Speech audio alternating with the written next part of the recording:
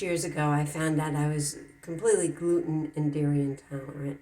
Uh, I had had IBS since I was a child, but I went through spurts. It was like I would have to stop eating spaghetti sauce or, spicy foods for a while, chocolate, sweets, things like that for a certain period of time. And then I was fine.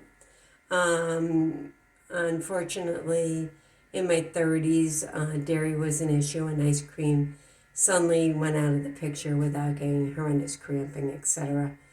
And the same with fruit when I was in my 40s. But I had no idea what was to come. And that was like 6 years ago.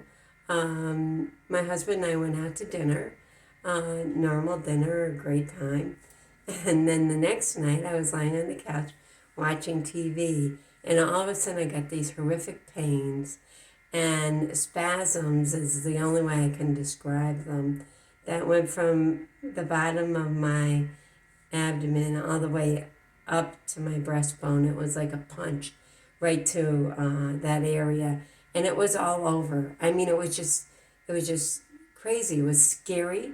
I didn't know if I was having a heart attack, what was happening. So went to the doctor, my doctor.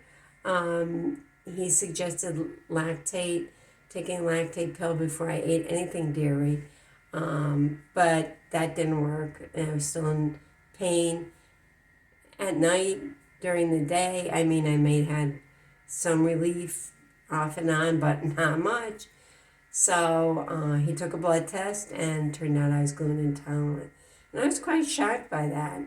Um, Not celiacs or anything, but gluten intolerance, and I was quite surprised. Um, he sent me, or he had me go to a nutritionist that gave me a list of foods I could and couldn't eat and try the elimination diet.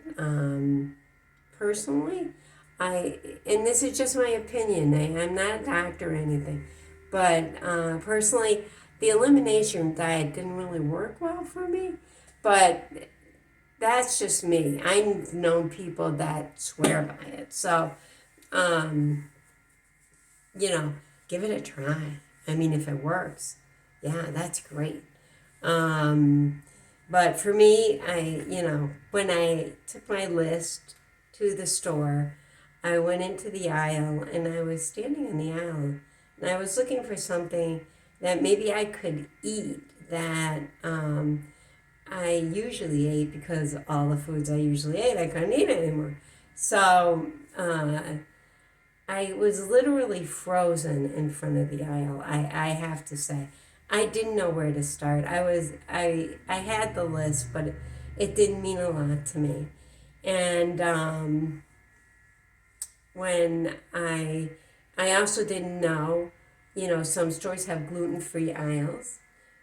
Some stores, the gluten-free and dairy-free are intermingled with the normal food, and you have to look at the price sticker to see if there's a little tag that says gluten-free or dairy-free, and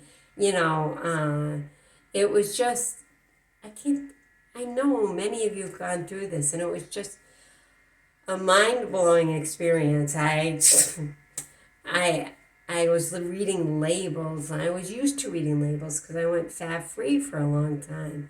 But now I was reading labels of foods I had no idea they were like a mile long, and that was for gluten and the dairy. And some of these things, I don't know, maybe it was a problem for me. I know certain spices are. I know, certain foods I can eat 1 week, and then if I eat too much of them in a period of time, then I can't eat them. The next week, I guess I feel sick. I spent a good probably year or so in pain, with spasms. People really didn't know, but it was horrendous. I still have bad times. I mean, I go through weeks where I'm in pain. because I've eaten something that I shouldn't have. It's a journey. It's a journey that I hope someday I conquer. There are times when I can go and I'm fine. I'm just fine, but it's that combination of food that I have to find myself. Um, and it's tough. I mean, I found there's a lot, gluten has gotten so much better in grocery stores than 6 years ago. I mean, in some grocery stores, they have organic areas, plant based, vegan, gluten, dairy. Some stores still do not. But the gluten has gotten better. The hard part is because I'm gluten and dairy intolerant. And I'm sure there's a lot of people out there that are also. So it's hard to, find both combos at times. I have found a lot. I've found pizzas.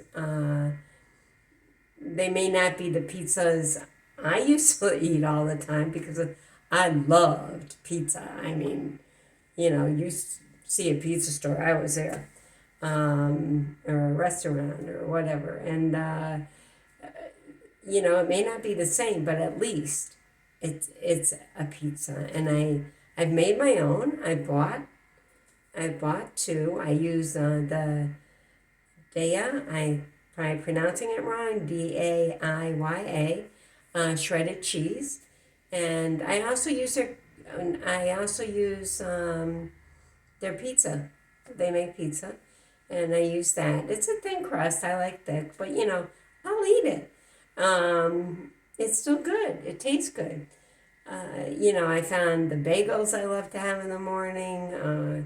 They're gluten, dairy, soy, tree nut free, and the cream cheese that I like, which is tofu-fruity. But there's a lot of different types that you can get.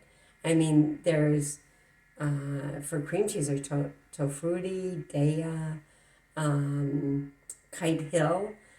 Same for regular cheese. Tofu-fruity is my favorite because it's closest to like the American slices cheese. But it all depends on each individual's taste. So I may like one thing, but you may like another.